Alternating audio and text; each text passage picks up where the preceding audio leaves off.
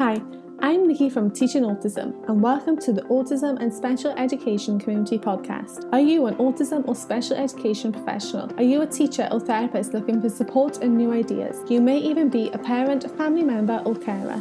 This podcast is perfect to help you find out more information, support, and get some of your questions answered.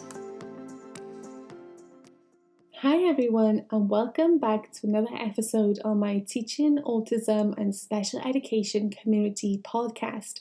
I am so excited to have you here and listening to our podcast. If you haven't yet, be sure to head on over to our Facebook page, Teaching Autism, and we actually have a private group on there just for those who want to be part of our Teaching Autism and Special Education community.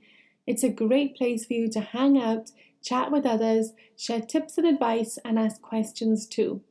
I'll also link to it in the show notes today for you to get easy access to head on over. Today on the podcast, I am talking about one of my favourite parts of the classroom, and that is cooking.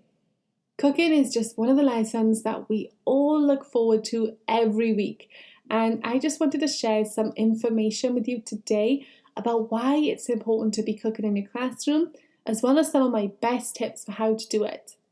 Now, although I refer to this lesson as cooking, it doesn't always have to be something that you need an oven to complete. You can find so many great recipes that don't require cooking or even an oven, and you can always change the name of this session to food technology. So I often get asked, why should I be cooking in the classroom? I was never told to do this.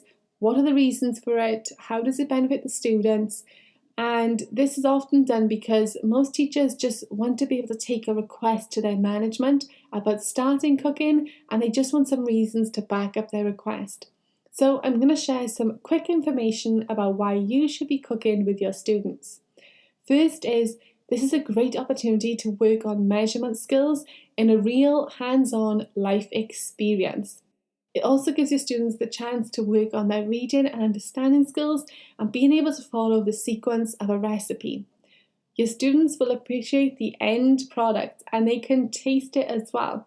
This is a great opportunity to work on trying new foods. Cooking is an important life skill, and it gives your students the opportunity to experiment and problem solve. Your students will also have the opportunity to learn a huge new range of language, and it's a hands-on and engaging experience for them. You'll also have the chance for your students to observe changes, so melting butter, mixing ingredients together, and then discuss these changes. You can use it to teach about healthy eating habits and the opportunity to learn about foods from around the world. You can do themed weeks with your cooking like we do, and we especially love doing this for Chinese New Year and Christmas around the world.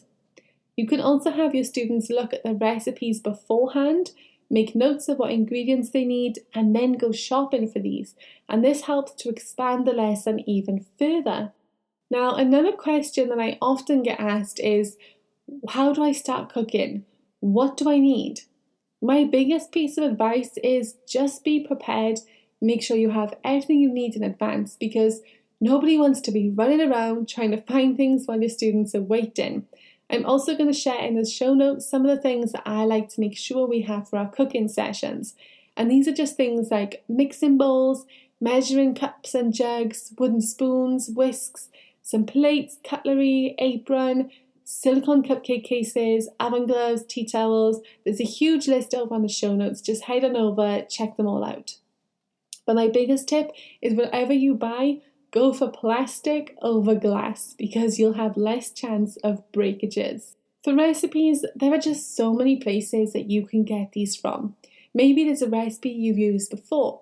Pinterest is another great option, and in the show notes I'll share my Cooking in the Classroom Pinterest board that has a huge range of great ideas for you to try out.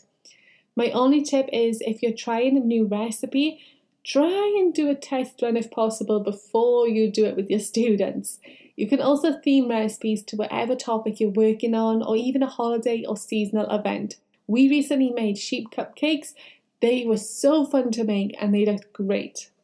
Every classroom is different, and because of this, you'll all have different students. For us, we've always done cooking on a one-to-one basis. So one member of staff leads the cooking session and another member of staff is in charge of fetching students to and from the cooking and taking photos of them. And the rest of the class will be completing other activities with other staff members. But you may have a class that can work together as a group. So you could all sit around the table together and follow a recipe as a group. You can print the recipe out, you can break it down into symbols, you can put it up on the whiteboard for everyone to see, and a PowerPoint is great for this. And in the show notes, I'm going to link a free walkthrough recipe for making Easter cornflake nests for you to try out with your students as well. Now, one of the setbacks you may be worrying about with cooking in the classroom is how to afford it.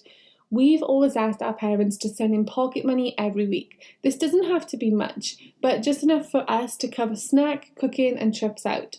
Don't forget the recipe can be split between all of your students. You don't need every student to make 12 cupcakes each. Your students can make just 2 cupcakes each, and you can have students in charge of different parts of a recipe as well. In regards to getting all the baking equipment, you have a number of options. You could put together a fundraising page. You could share about your plan on social media and ask friends and family members if they're able to donate anything. You could send a letter home to your students' families and ask them if they have anything they could donate. Also reach out to local shops, maybe they can donate something. And I'm going to link a great blog post in the show notes where you can find lots of great fundraising ideas for the classroom. I'm also going to link in some fun cookery sessions that we've done before as well. And off the top of my head, there's Halloween ones, sheep ones, Easter ones, St. Patrick's ones, Valentine's Day ones, healthy ones, Christmas ones, summer ones. We do a huge amount of cooking, so head over, you can check out all of those great ideas that you can try with your students. If you have some tips to share about cooking or any questions you want to ask, just head over to the show notes, leave them in the comment section or send me an email on contact@teachingautism.co.uk. As always, if you have a spare couple of minutes before logging out today, I would really appreciate you leaving us some feedback on the podcast, and that will help others be able to find us as well. Thank you for listening, and I'll speak to you again soon.